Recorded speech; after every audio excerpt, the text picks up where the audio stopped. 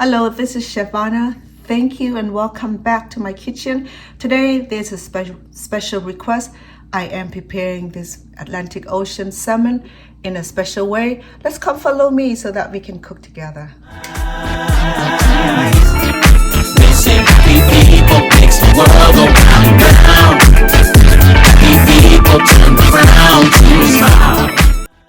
All I have today are 2 pieces of salmon. I wash really good and pat it dry with paper towel, and then I place on this cooking pan so that I can combine all the ingredients into it. I start with half a lemon. I just express the lemon over the fish thoroughly,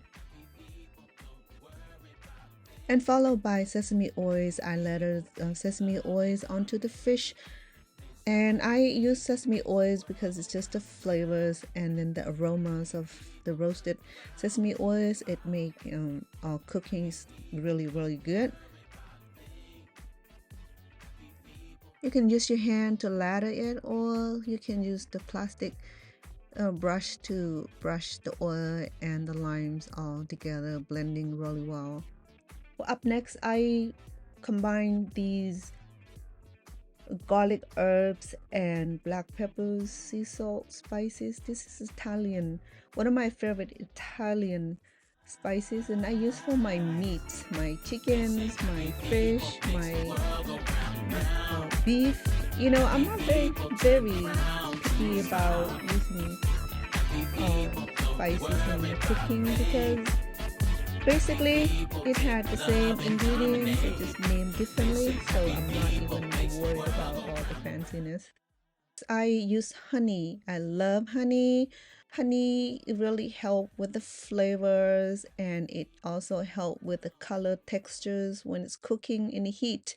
It gives that nice finished brownish golden brownish look. It's really pretty. So I add a little bit more of the seasoning that we used earlier because I went very light on it and I want some on the top, the honey. So here it is.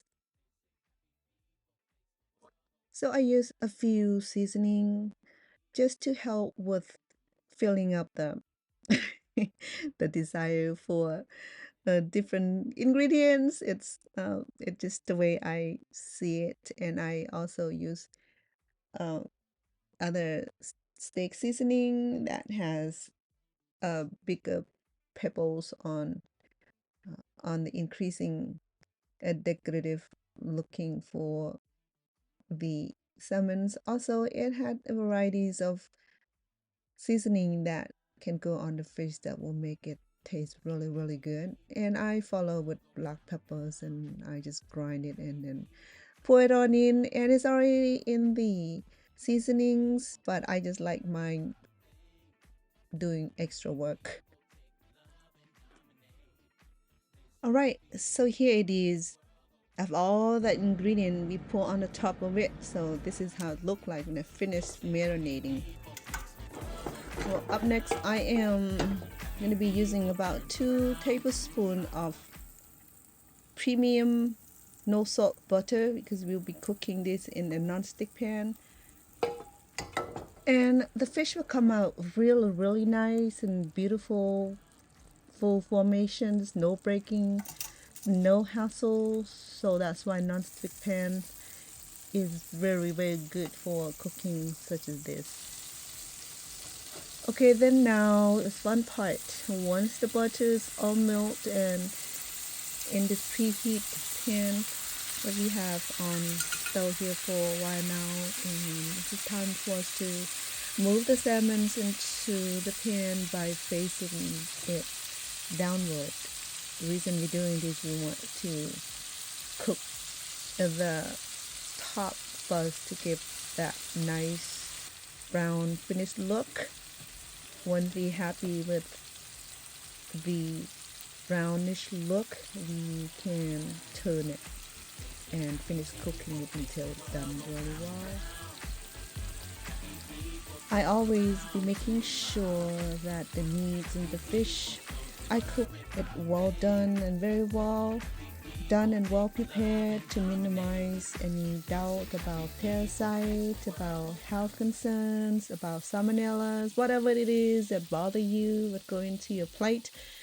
If you cook it well done, cook it really, really, really nice, it shouldn't be an issue. So after about 6 minutes of cooking the face down salmons, I on a medium high heat. As you see, that is the color is really intense and browns and so inviting. So then I use the spatula to carefully to turn it on the other side so that way we don't break it. And now that we have the fish turned to the skin side, which is the bottom side, I continue to cook this size of fish for about 6 to 8 minutes. It depends on the heat you use. So I'm using low heat at this point. So I'm doing about 6 to 10 minutes, and then I covered it just to make sure that the fish cook really good and that the heat and the juice are locking in. So when you covered it, that it will keep the fish moisture. And then remove the fish and put onto your dish and cover it also while we're waiting for other ingredients to be prepared. Now I have a preheated pan. I added about a teaspoon of fine butter and added my chopped onions to saute it with my baby, let's see, I have baby spinach, wash and clean and drain. So now once my onions is nice and sauteed, I will add my spinach into it, and this particular person requests spinach for his meal. So here I am ready to add my spinach into this hot pan, and I added a little seasoning to it just to give that little tinge of flavors and herbs, and it tastes really, really unique. Okay, you will give a cooking of just a few minutes because spinach is so easy to cook when it's in the hot pan, and some butter in it, it just melt right in. So once it's completely blended in, just remove from the pan and put it in a bowl separately for now until we serve. With a new clean pan, I now have about a teaspoon of fine butter again. I'm preparing my butter rice, and this is what we'll do. Once the butter is melted, I added a cup of cooked rice. Once the rice is in the pan, you stir it really good so that way it'll blend in very well with the butter. And then I added about a half teaspoon of Italian seasonings, and then just pinch of sugar and no salt, and then we should be good. Oh, hold on.